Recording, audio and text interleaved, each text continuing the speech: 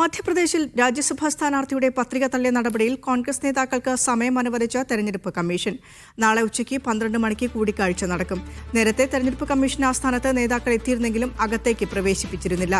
പത്രികയിൽ ക്രിമിനൽ കേസുകൾ മറച്ചുവെച്ചെന്ന ബിജെപിയുടെ പരാതിയിലാണ് മീനാക്ഷി നടരാജന്റെ പത്രിക തള്ളിയത്.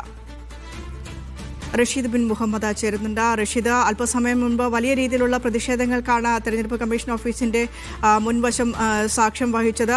അതിന്റെ അടിസ്ഥാനത്തിലാണോ ഇപ്പോൾ കൂടിക്കാഴ്ചയ്ക്ക് സമയം അനുവദിച്ചിരിക്കുന്നത്? നിയമപരമായി നേരിടുമെന്നായിരുന്നു കോൺഗ്രസ് നേതാക്കൾ അപ്പോൾ പ്രതികരിച്ചത്.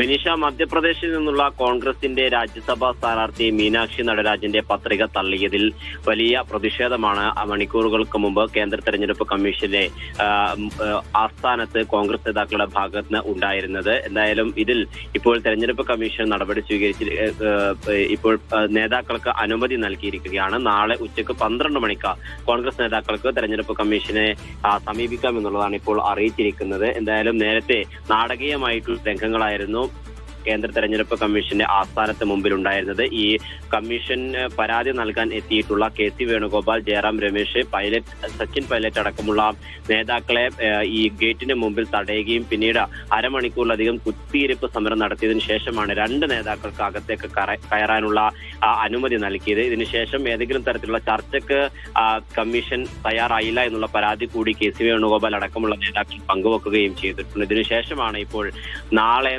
12 മണിക്ക് ഇവർക്ക് കൂടിക്കാഴ്ചയ്ക്കുള്ള ഒരു അനുമതി നൽകിയിരിക്കുന്നത്. ഈ തെരഞ്ഞെടുപ്പ് കമ്മീഷന്റെ ഈ നടപടി പിൻവലിക്കണം, പുനഃപരിശോധിക്കണം എന്നുള്ള പ്രധാനപ്പെട്ട ആവശ്യമായിരിക്കും നാളെ തെരഞ്ഞെടുപ്പ് കമ്മീഷന് കോൺഗ്രസ് നേതാക്കൾ അറിയിക്കുക. അതോടൊപ്പം തന്നെ കഴിഞ്ഞ ദിവസം ഉണ്ടായിട്ടുള്ള ഈ വിലക്കിൽ കർശനമായിട്ടുള്ള ചില പ്രതിഷേധങ്ങൾ കൂടി ഉണ്ടായേക്കും. അത്തരത്തിൽ ഉള്ള ഒരു നടപടി കൂടി ഇപ്പോൾ കോൺഗ്രസിന്റെ ഭാഗത്ത് നിന്ന് ഉണ്ടാവുകയും ചെയ്യുന്നുണ്ട്. എന്തായാലും നാളെ 12 മണിക്കായിരിക്കും കോൺഗ്രസ് നേതാക്കൾ തെരഞ്ഞെടുപ്പ് ആസ്ഥാനത്ത് എത്തുക.